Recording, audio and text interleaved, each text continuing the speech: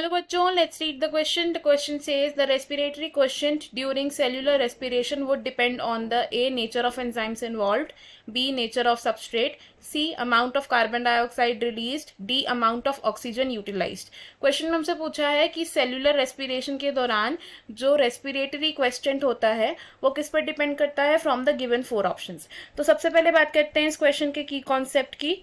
In this question हमारा की concept होगा रेस्पिरेटरी क्वेश्चन.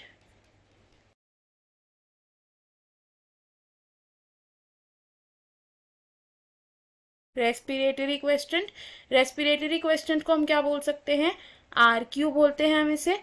अगर हम बात करें एरोबिक रेस्पिरेशन की, aerobic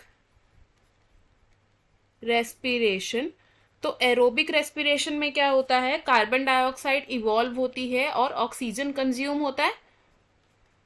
oxygen is consumed and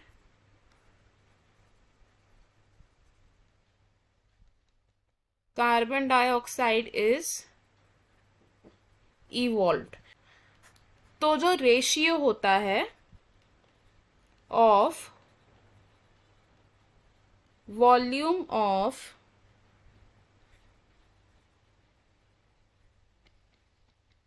carbon dioxide evolved and volume of oxygen consumed, यानी कि कितनी ऑक्सीजन कंज्यूम हो रही है और कितना कार्बन डाइऑक्साइड इवॉल्व हो रहा है, इसके रेशियो को हम क्या कहते हैं, this here is called respiratory question, या फिर हम इसे कह सकते हैं रेस्पिरेटरी रेशियो. अब रेस्पिरेटरी क्वेश्चन को हम कैसे लिख सकते हैं, it is volume of carbon dioxide evolved upon volume of oxygen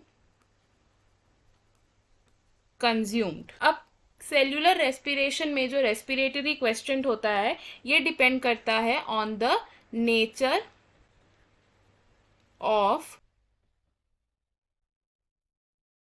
substrates, यानी कि कौन से सबस्ट्रेट को हमने यूज किया है फॉर सेल्यूलर रेस्पिरेशन, इस पर डिपेंड करता है हमारा रेस्पिरेटरी क्वेश्चन. फॉर एग्जाम्पल अगर हम देखें तो कार्बोहाइड्रेट्स को अगर हम यूज करते हैं, कार्बोहाइड्रेट्स के लिए हमारा रेस्पिरेटरी क्वेश्चन होता है 1 रेस्पिरेटरी क्वेश्चन, मतलब कि जितना amount of carbon dioxide evolve हो रहा है उतना ही ऑक्सीजन कंज्यूम हो रहा है. अगर हम बात करें फैट्स की, तो फैट्स के लिए रेस्पिरेटरी क्वेश्चन होता है हमारा लेस देन 1 रेस्पिरेटरी क्वेश्चन का मतलब होता है कि वॉल्यूम ऑफ ऑक्सीजन ज्यादा कंज्यूम हो रहा है और volume of carbon dioxide evolve is less. And अगर हम बात करें प्रोटीन्स की, तो प्रोटीन्स के लिए हमारा रेस्पिरेटरी क्वेश्चन होता है अप्रोक्सीमेटली 0.9. तो हम क्या देख रहे हैं, नेचर ऑफ सबस्ट्रेट पर डिपेंड करता है हमारा रेस्पिरेटरी क्वेश्चन. तो हमारा आंसर होगा इनमें से ऑप्शन बी. बाकी के ऑप्शंस क्यों रॉन्ग है, ऑप्शन ए से नेचर ऑफ एंजाइम्स इन्वॉल्व, तो ये ऑप्शन रॉन्ग होगा because enzymes involve in cellular respiration are same for each substrate. Option C से amount of carbon dioxide release, तो इस ऑप्शन को भी हम रॉन्ग ऑप्शन कंसिडर करेंगे because the amount of carbon dioxide release depend करता है eventually on the substrate only. And option D is amount of oxygen utilise, ये ऑप्शन भी रॉन्ग होगा. हमारा करेक्ट और फाइनल आंसर है इस क्वेश्चन में option B. I hope you understood it. All the best. Thank you.